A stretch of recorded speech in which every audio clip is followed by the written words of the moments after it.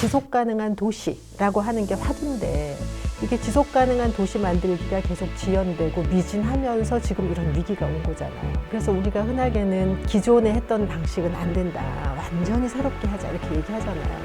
그것을 제대로 한번 이행을 제대로 하기에는 여건이 너무 척박하다. 저는 이렇게 말씀을 드리고 싶어요.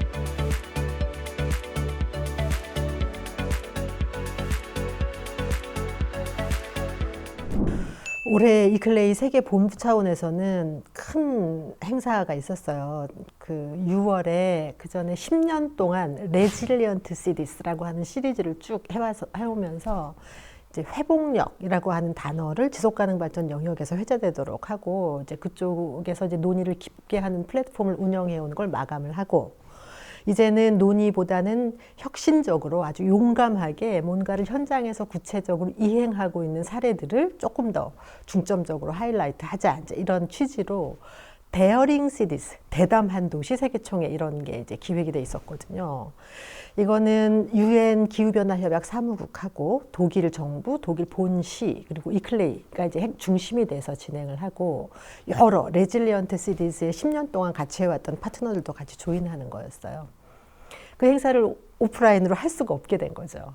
그래서 6월에 개최하려고 했던 그 행사를 10월에 4주 동안 진행했어요. 10월 달에 4주 동안 했는데 지구가 있으면 시차가 있잖아요. 이클레이가 글로벌 네트워크니까 개막할 때는 아주 하이 레벨의 이제 오프닝 정도만 하고 요 시차에 맞게 지역의 리더들이 시리즈로 3주 동안 하는 컨퍼런스를 진행을 했는데 굉장히 큰 색다른 시도였죠. 그래서 아무튼 그런 시도를 했는데 어쨌든 나름 의미가 좀 있어서 이제 뭐 그렇게 변환해서 하는 그런 것. 그 다음에 이클레이 한국 사무소 입장에서는 연초부터 있었던 거를 이제 형식은 전부 온라인으로 전면 다 바꿨어요. 그래서 회원들이 전체 다 모이는 정기 회의도 일찍이 온라인으로 했고, 그 다음에 주제별 토론회 같은 거를 이제 하는 것도 우리가 언택트 세미나 시리즈, 그래서 5번의 시리즈로 쭉 이어서 이제 온라인으로 했고, 그렇게 했죠. 근데 이제 이게 베스트라고 생각하진 않지만 참 괴로운 거예요. 이제 만나서 조금 더 구체적으로 현장 얘기를 하면서 할 때 뭔가 새로운 모멘텀을 찾을 수 있는데 이제 그런 동력이 안 되니까 그러면서는 이제 그런 형식과 이제 방식을 바꾸는 한쪽에서는 이클레이는 지속 가능한 도시라고 하는 게 화두인데 이게 지속 가능한 도시 만들기가 계속 지연되고 미진하면서 지금 이런 위기가 온 거잖아요. 그래서 참 이제 고민이 깊습니다. 그래서 늘 모임에서 끝나고 나갈 때 늘 뒤통수가 뜨끈뜨끈하죠. 자, 이걸 어떻게 해야 될 건가. 고민이 깊어지는 나날들입니다. 참 정말 근본적인 질문 주신 거죠. 저도 이 참 좌절을 느끼는 게 우리나라에서만도 벌써 기후변화 시범도시, 지속가능한 도시, 지금 국장님이랑 우리 세대가 한 것도 20년 꽉 차게 했거든요. 그 전에 글로벌 차원에서는 그 앞에 30년을 더 했단 말이에요. 근데 안 된 거죠. 그렇죠? 결과적으로는 우리는 시인할 수밖에 없는 것 같아요. 안 된 거죠.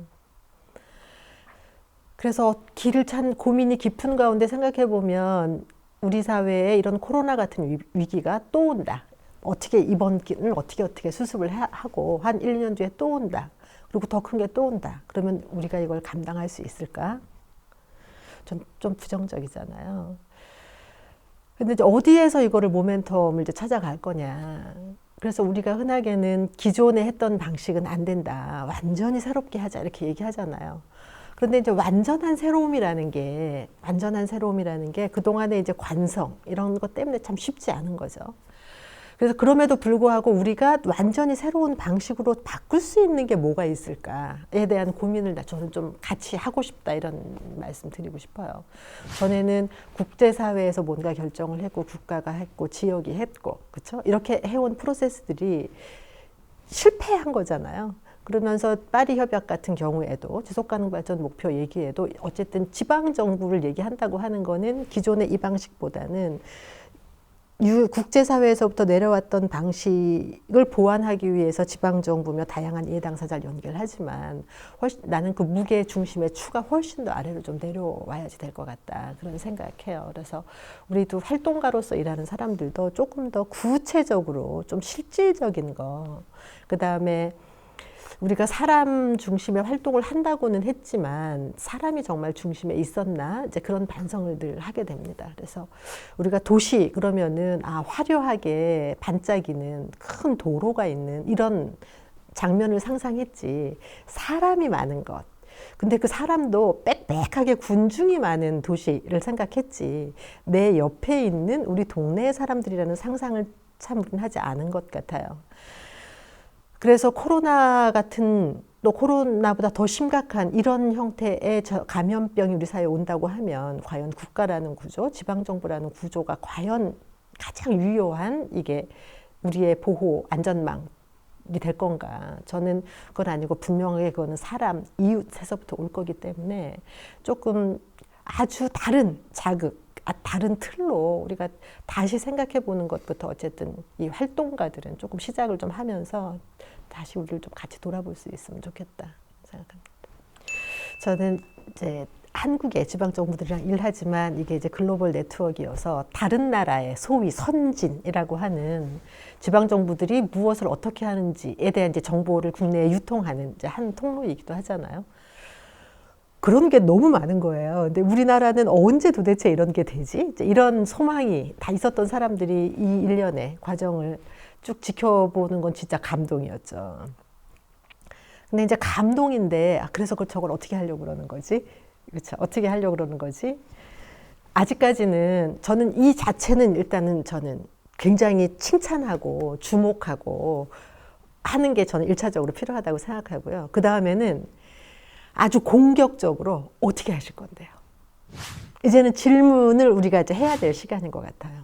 어떻게 하실 건데요? 그러면서 그 다음 질문은 우리가 어떻게 도와드리면 더 잘하실 수 있을 것 같아요. 그렇죠? 지금은 저는 그 단계가 아닌가. 왜냐하면 한 가지 사례는 우리나라에서도 기초 전체가 기후위기 비상선언 했고 그 다음에 한 단계 높여서 탄소 중립 지방정부 실천 연대 이거는 2050년까지 소위 넷 제로를 하겠다 이렇게 공식 선언한 거거든요.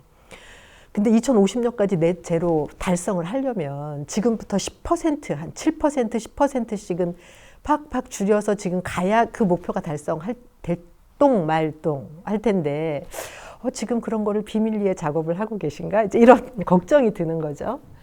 그래서 저는 어쨌든 일단은 고무적이고 박수하고 응원을 해드려야 될 문제이긴 하지만 쉽게 볼 문제가 아니라는 거고요. 또 한 가지는 UN 기후변화 협약 사무국에서 지난해부터 출범한 캠페인이 하나 있는데 Race to Zero, 제로 배출을 향한 경주 캠페인인 거예요. 그래서 파리 협약, 기후변화 협약의 목표를 달성하려면 당사국들이 그렇죠? 지금보다는 지금의 감축 목표의 100%를 더 줄여야 된다 이렇게 한 거잖아요. 이제 그거를 이제 촉구하기 위한 거죠. 그래서 그 한 통로로 지금 한 축에서는 뭘 하고 있냐면 세계 1000개의 지방 정부들이 Race to Zero 캠페인에 참여하도록 하자. 그래서 지방 정부의 에너지로 국가들이 조금 더 다르게 움직일 수 있도록 하자 이런 캠페인이 진행 중에 있어요. 그래서 저는 세계에 이제 그 2050년에 100% 제로 배출을 하겠다고 발표한 도시들이 몇 개나 있나 이렇게 찾아봤거든요. 그랬더니 영국의 사이트에는 1200여 개가 등록했다고 하고 영국에만 해도 400개 지방정부가 했다고 하고 이런 숫자를 다 합하면 1000개가 뭐예요? 몇천 개가 되는 거예요. 물론 사이즈는 유럽에 있는 도시들은 많이 작지만 그런데 지금 엊그제까지 지금 지방정부들 중에 스스로는 기후위기 비상선언에 동참하고 그다음에 감축 목표를 적극적으로 세웠지만 유엔에서 하는 레이스 투 지로 캠페인에 참여하겠다고 한 지방정부의 리스트는 모아진 거는 500개가 안 돼요. 지금 450. 그래서 1000개를 하겠다. 그래서 지금 독려를 하고 있는 중이죠. 올해 개최되기도 했던 기후변화 협약 당사국 총회가 1년 연기됐는데 그 전에 1000개의 도시 레이스 투 지로를 이제 하도록 하겠다. 이렇게 지금 지방정부 네트워크들이 움직이고 있는 거예요. 그런데 이 숫자에 왜 차이가 있냐 하면 레이스 투 지로에는 몇 가지 의무사항이 있는 거예요. 첫째, 우리는 2050 넷제로 하겠다. 공식적으로 선언할 것. 그 다음에 해마다, 그쵸? 정기적으로 그거의 이행 상황을 보고할 것. 그리고 여기에 같이 네트워크를 할 것. 이런 게 있는 거죠. 그래서 선언은 했으나 이거를 하기에 조금 부담을 느끼는 지방 정부들이 많이 있는 거죠.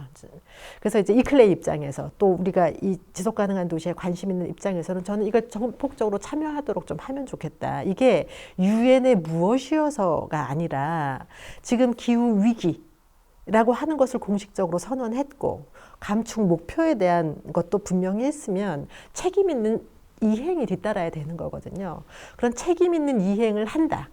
그다음에 시대적 위기를 극복하기 위해서 책임 있는 지방정부의 리더가 되자. 이런 목소리이기 때문에 저는 이거를 좀 주변에서도 많이 독려하고 그다음에 선언이 구체적인 실천으로 이어질 수 있도록 하는 저는 좋은 플랫폼이다. 그래서 이제 이런 국제 네트워크가 의미를 갖는 것도 그렇게 공식화하고 같은 뜻을 가진 지방 주체들이, 지방 정부는 물론이고 주체들이 그걸 적극적으로 같이 교감하면서 할 때 좋은 성과가 있다라고 하는 게 우리 그동안의 경험이기 때문에 어쨌든 대단히 고무적인데 이게 되도록 만드는 거는 더욱 중요한 일이고 그걸 하기 위해서 쓸 수 있는 국내의 모든 자원과 통로는 다 쓰지만 국제적인 통로까지도 적극적으로 쓰면서 이게 좀 할 수 있도록 우리가 좀 관심을 갖는 게 필요하다. 한국형 그린 딜이라고 하면 한국형이다 이렇게 이해하는데 그린 뉴딜이다라고 이제 그 중에 한 축이 그린 뉴딜인데 그린 뉴딜로 보자면 딜이라고 하는 이름을 붙이기에는 아직은 너무 약하다. 이제 그런 게 1차적으로 있고요. 그 다음에 두 번째는 뭐가 있냐면은 정부에서 이게 모든 계획이 다 나온 게 아니다. 이렇게 얘기를 하고 있기 때문에 그 후속 계획에 이제 기대가 있다. 이제 이런 정도죠. 그러면서 그린 뉴딜에 대해서 이제 많은 이게 제대로 되려면 무엇이 돼야 되는가에 대한 한 조건이 분명한 온실 기후 위기 극복을 위한 중앙 정부의 정책적 입장이 나와야 된다. 이거였거든요. 그래서 이제 그렇게 여러 달이 지나다가 최근에 대통령께서 이제 2050에 우리도 국제사회 주요한 구성원으로서 책임을 다하겠다라고 하는 목표가 나온 거죠. 저는 이제 이게 중요한 그야말로 환경부에서 늘 얘기하는 지렛대가 돼야 되는 거다, 거죠. 그런데 이제 대통령께서 선언하신 그 내용이 얼마나 반영이 될지는 모르겠어요. 그래서 모든 사람 아니고 활동하는 사람들의 이제 걱정은 뭐냐 하면 그린 뉴딜이 분명한 지향점을 가져야 되는데 그거는 기후위기 대응이고 그것은 분명한 온실가스 감축에 대한 국가적 입장이다. 그래서 그게 대통령께서 선언하신 2050 넷제로다. 여기까지 하면 이제 여기서부터 출발하자 이게 되는데 한 가지 더 걱정은 우리나라가 지금 기후 변화와 관련해서 유엔 기후변화 협약 사무국의 보고서 2개를 올해 연말에 내일 모레 제출해야 되는 거죠. 하나는 NDC 당초에 냈던 자발적 감축 목표를 갱신해서 새로 내는 것과 또 하나는 2050년까지의 장기 비전, 2050 넷제로를 향한 장기 비전을 내야 되는 2가지 보고서를 내야 되고 환경부는 이것을 선택하기 위한 공론화 과정을 올해 한 해 동안 운영을 해왔어요. 근데 여러 가지 여건 때문에 충분하게 공론화가 이제 되기는 어려운 상황이긴 했지만 그거는 차치하더라도 그럼 최종적으로 우리 정부가 선택할 수 있는 답이 뭐냐. 지금 나오는 보도는 NDC를 상향이 안 되고 미미한 채로 갈 것 같다라고 하는 거고요. 2050 장기 저탄소 비전 전략에도 거기에 원래 제안된 시나리오 안에는 2050 넷제로 시나리오가 들어있지 않습니다. 가장 공격적인 게 75%거든요. 근데 75% 갖고도 지금 4분의 1이 더 부족한 거예요. 진짜 이거를 무엇으로 선택할 거냐. 그래서 저는 정부가 발표한 그린 뉴딜이 정책적 힘을 갖고 그다음에 영향력을 발휘해서 우리 사회의 지속 가능성을 높이는 데 작동을 하려고 하면 일관된 국가의 정책적 목소리가 나와야 되는데 그 정책적 목소리의 증표는 대통령의 선언 그리고 국제사회에 약속하는 기후변화의 온실가스 감축에 대한 분명한 국가적 정책 목표, 이게 분명하게 됐을 때 그때 예산도 증액할 수 있고 주체들 간의 협력도 더 갈 수 있을 거다. 그래서 지금은 지향점을 조금 더 분명히 해야 되는 아주 중심 과제가 우리에게 있다. 그래서 이거를 놓치지 말고 가야 되겠다. 한마디로 얘기하면 그것을 열심히 잘 해보려고 하는 리더들은 있어요. 리더들은 있는데 그것을 제대로 한번 이행을 제대로 하기에는 여건이 너무 척박하다. 저는 이렇게 말씀을 드리고 싶어요. 그래서 일정 정도 좋은 리더들이 있어서 야심차게 이 사회의 지속 가능성을 높이기 위한 뭔가를 하려는 열정도 있고 지향도 분명하게 있긴 있는데 이 토대가 여전히 척박한 게 너무 많아서 저는 지금 국가의 정책적 입장이라는 거 얘기하잖아요. 이게 오히려 좋은 우리 사회의 가치를 실현하는 데 힘이 되는 게 아니라 그런 의지를 방해하진 않도록 해야 되는데 지금 이걸 어떻게 정리해야 될까? 저는 이제 그런 관점으로 보고 있습니다. 현재는.